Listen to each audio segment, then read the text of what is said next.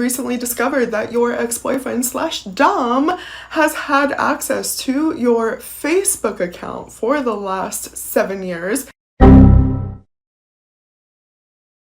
as well as has been using a stat counter to track your every online digital footprint, and then befriended you on fake accounts where he wrote poetry with what he would observe. Put a finger down if you also discovered that he hacked your Wi-Fi, so he has access now to all of your devices, so anything that your microphone can see or hear, he can too. That means any human moment, any human bathroom moment, shower, any human moment. Finger down if you feel like your platform is your only chance at safety and you don't know what else to do. So hopefully that this series will be seen by the right eyes. I'm just going to do what I know how to do and teach from my experience. I'm going to tell you exactly how I ended up here, you guys. All right. So that all sounds pretty dire, doesn't it? Sounds pretty scary. So for context, yes, she's talking about me. I was someone she reached out to in June of 2024 because she said she had a stalker, hacker, and wanted my help. I have a background in technology. I used to be a web developer primarily, right? So she says, hey, if anyone can help me, you can. I said, no problem. We were blocked. I really wasn't trying to have a conversation or connection with her anymore. However, because she reached out to me, knowing that, I felt that if something were actually happening, it would actually bother me if she reached out to me for help and I turned my back on her. So what ensued was a ridiculously surreal odyssey. She actually she 100% believed that I was behind everything she claimed. I didn't know that at the time because she had asked me a few times and I told her, absolutely not. I had you blocked. Why would I do this? Why would I block you to stalk you? I wouldn't do that. I can't hack you from across the country. That's just impossible. So the things that she was claiming, I told her, I don't think they're happening, but okay. Nevertheless, she took them to the police. She took and made reports with the police. She filed charges against me with her local magistrate courthouse. And we eventually ended up in court. It took months to get there, but eventually we actually went to court. I was even arrested for the charges that she said I did, predicated on the belief that there were several accounts that she had been in contact with.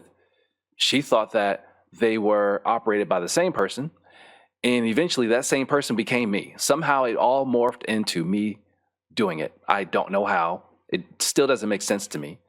We had a relationship way back in 2017, brief fling when she came to visit me in California. Before that, we had met in 2015, and we had only met in person, been around each other physically for the few days that she was visiting me in California in 2017. After that, I've never seen her in person again.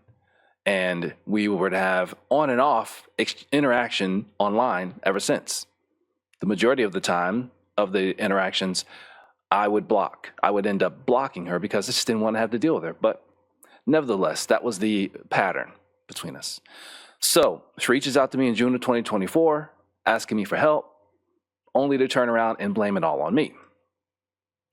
So like I said, we did go to court. And what I'm going to show you now is the result of all of her intentions. Firstly, when she went to the police in her local area, she lived in North Carolina. She went to the sheriff's department. She made this report on June 27th of 2024.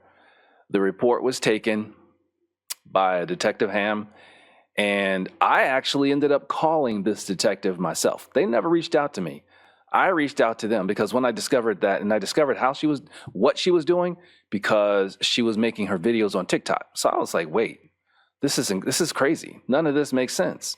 I've never had anybody file a police report on me before. I've never had any interaction with the law in my life. So after talking with my local police department, they suggested I look up her local area police departments and figure out and make calls. And that's what I did. So I ended up finding the detective. She was shocked. She actually had my name on her desk and was like, hey, how did you find me, by the way? So I told her, and she goes, okay. So we talked for about 40 minutes, roughly 40 minutes. And the next thing I know is you see here that this report, the disposition date and time, was the next day. This was 1 hour short of 24 hours. So in less than 24 hours, they closed this report, considering it unfounded. So she filed it under cyberstalking, intimidation. So there you have it. That's it. She literally 100% went to the police department and filed a report against me. So it was called unfounded. Well, let's see what unfounded means. So I just Googled, what does unfounded mean in police? And if you see here, it's pretty clear. In police work, unfounded means that a reported crime or incident is determined to be false, baseless, or not to have occurred after investigation, meaning they've investigated it and said this just didn't happen. It indicates that the initial report lacks sufficient evidence or credibility to support the claim. Okay, that makes pretty much, that's the only way it could have been. Anyway.